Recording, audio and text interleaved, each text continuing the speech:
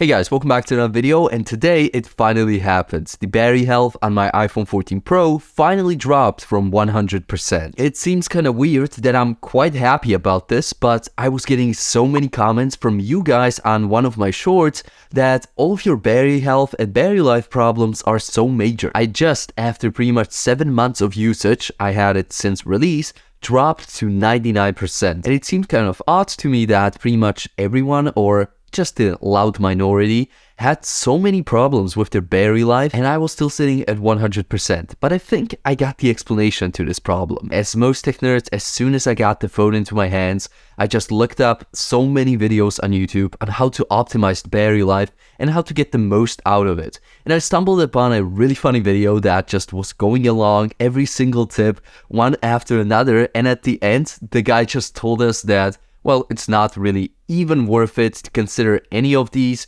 outside of a few of the basic tricks, because the battery replacement on the 14 Pro is something like $79 or $100, which is pretty much nothing when you're buying a $1,200 phone. I know that some of us, like me, I got it through my carrier and thus got it at half off, but then again, $75 or $100 or whatever, after like 2 years of usage when you really need to replace it, probably like 4 years to be honest, because the battery is still so good even if you only have like 90%, I would really consider that a great investment, especially if you just want to keep the phone and just get an extra 2 hours of battery life that you lost. So yeah, there are many tips that you can implement to really get your battery life to its maximum potential, but I think there are just a few that you should actually be using. So first and foremost, go into your battery settings, then battery health and charging, and turn on optimized battery charging. This is pretty much the most basic step that you can take. And this is probably the biggest one on the list because it enables the iPhone to just keep track of your battery schedule, like when you plug your phone in and plug it out. Like for example, if you're, like I said, going to charge them overnight, you probably plug the phone in at about 9 p.m. or 10 p.m. when you're done watching all of your TikToks and stuff. And when you wake up in the morning, you probably just unplug it at like 8 a.m. or 7 a.m. And the iPhone is going to get used to the schedule and just pre-plan the charging times. Like for example, when you plug it in at about 20%, it's going to charge to 80%. And then it's going to wait so that when you wake up at those 7 a.m. that I mentioned, it's basically got the timer set, so when you wake up at 7, at 6, it's going to start charging it up the last 20%. And this is basically due to some battery chemicals and things like that to really optimize the longevity of the battery. The next major one is going to be to charge your phone always between 20 and 80%. I would recommend you do this, but not to stress about it too much. If your phone just gets to 5% because you got home really late, then you don't really need to stress about it. It's going to be okay if you do it just a few times a month. Also, if you leave your phone on charging and forget to unplug it when it gets to 80%, nothing really happens. Because the iPhones are smart, they know how to time the battery correctly, and really, you shouldn't be worrying about this stuff too much. But if you want to be optimal, it's a good habit to develop. Okay, so those are pretty much the most like optimizations that you can do to really increase that battery health over time. But one thing that most people don't talk about when they talk about battery health and battery life is their usage of the phone itself. Because to be honest with you, I'm not like most people.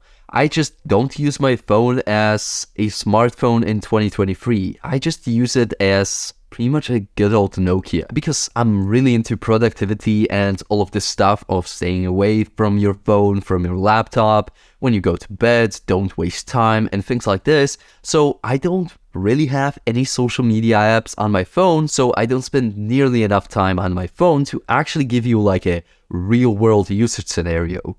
I'm just not addicted enough, I guess. Like when I look at my peers in school or just my everyday friends, they are pretty addicted to their phones and they just look at TikTok for hours, look at Instagram for hours. I pretty much check Instagram like once, maybe twice a day, and that's even on my computer. I don't use my phone for that. My phone is mostly used for just calling, searching the web, and timers, I guess. I also use it as a camera if I don't have my main camera with me. As I think about it, that's probably why my battery health is just so good, because I don't really spend that much time on my phone.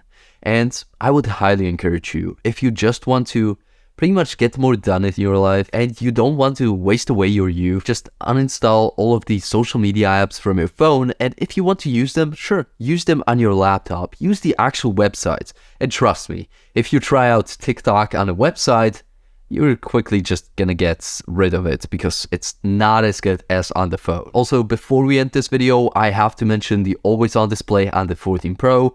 I pretty much turned it off after like the first month because it was a new novelty feature, but I just didn't have a use for it. To be honest with you, it's, as I said, I don't like distractions, and it really just distracted me all the time when I had my phone next to me and it was always lit up. The update to iOS that pushed the new always on display with just a clock on it, that was pretty cool, but to be honest, it did the same thing. It just distracted me way too much. And if I just want to look at my time, I just double tap my screen and it's going to show it anyway. So I didn't really find a use for it, but if you like the always on display, it drained about 7 to 9% of battery life extra if I had the wallpaper turned on. And if I had just the clock on, it was pretty much unnoticeable. It was like 3% per day. So if you like the aesthetic and you don't mind the distraction, then sure, go ahead and use it. So all in all, I'm really impressed with the iPhone 14 Pro's performance in terms of battery life and pretty much in terms of everything else, but I'm going to do a full review of the phone coming soon. So hopefully you enjoyed this video, and if you like this kind of format where I just talk to you and don't really edit it that much, get the information to you as honestly as I can. So this has been Mario, and I will see you in the next one.